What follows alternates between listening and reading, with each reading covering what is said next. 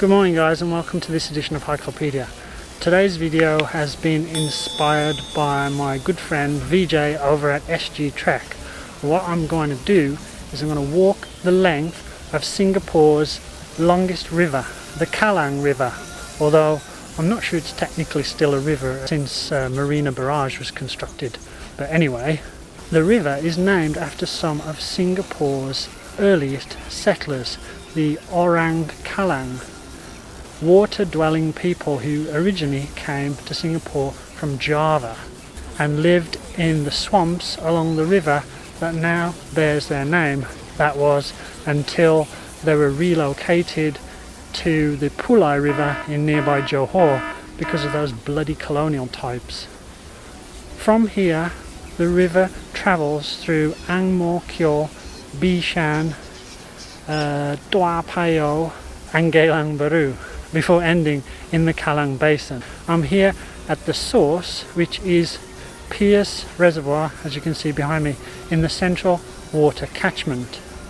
Now this place was formerly known as the Kallang Reservoir and it was opened in 1912, although 10 years later it was renamed Peirce Reservoir in honour of Robert Peirce, the chief municipal engineer of Singapore from, let me look at my phone, 1901 to 1916. It was then divided into two reservoirs in 1977 with the opening of Upper Peirce Reservoir.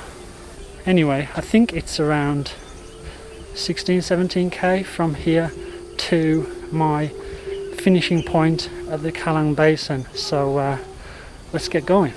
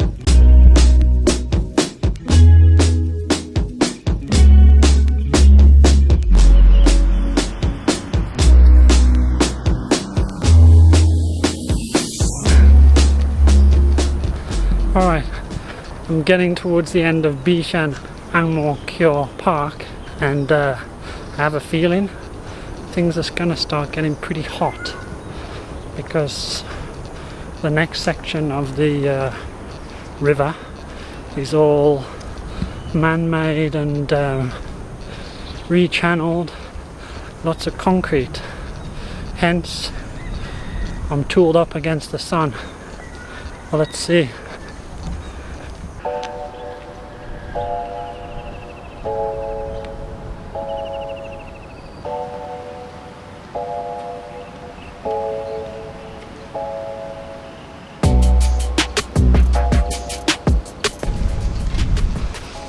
I like the way they put the bends in the concrete riverbed.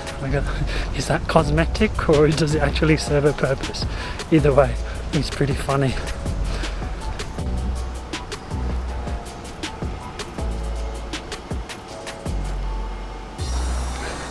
Now, one thing I really need to be careful with on a day like today and on a walk like this is getting sunburnt. Yes, I know I'm completely covered up. I got my gloves, I've got my armors, but my face can still get burnt because the sun's rays reflect off all the concrete, the pavement and the buildings, and I can get really badly burnt. It happened to me on the first day of my round Singapore walk a few months back, I was completely covered up, and yet somehow I got completely sunburnt on my face and my legs. So I've learned from that episode, and now I cover myself up right up to just having my eyes visible. And yeah, you gotta be careful, us fair-skinned folk, with this sneaky tropical sun.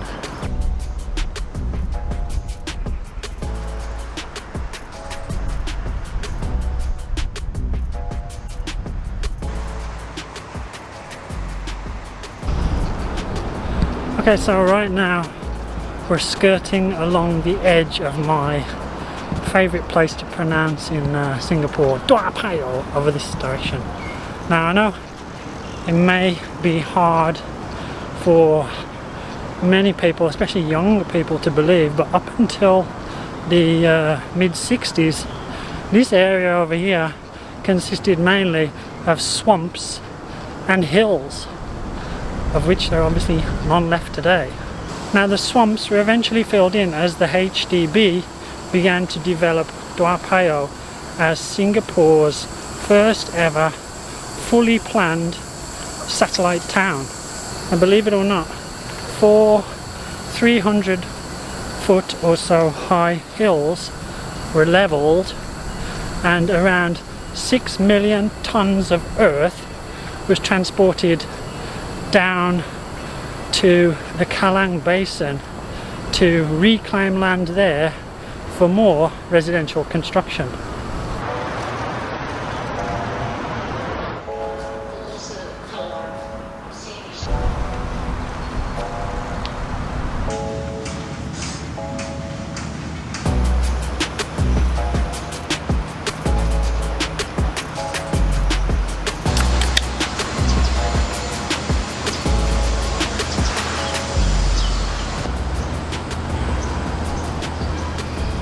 I'm having a well-deserved break in Potong Passia, which is honestly a place I've not really heard much about until I did some research for this trip.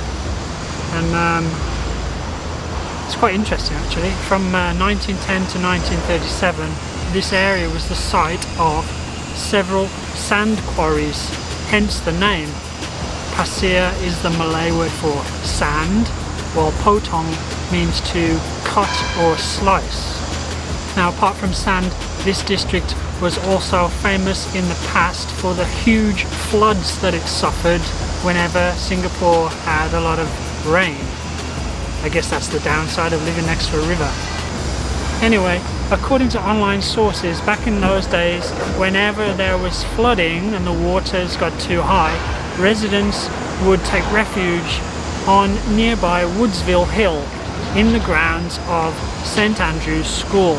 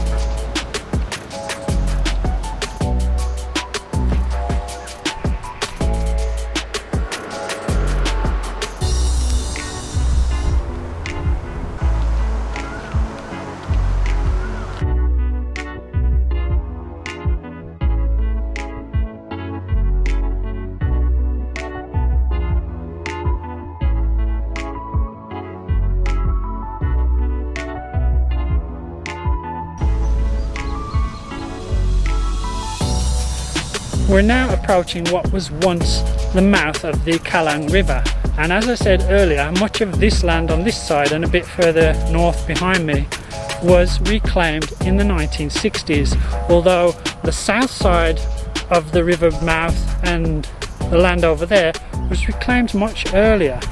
Around 300 acres of mangrove and swampland in what is now the stadium area was reclaimed beginning in 1931 for the construction of Kallang Airport, which, when it was finished and opened in June 1937, was Singapore's first purpose-built civil aerodrome.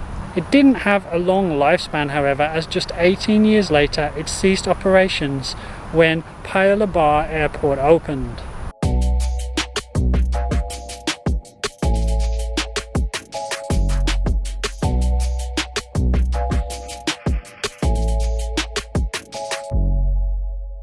Okay guys, I'm going to finish today's walk here at the site of the former Kallang Gas Works.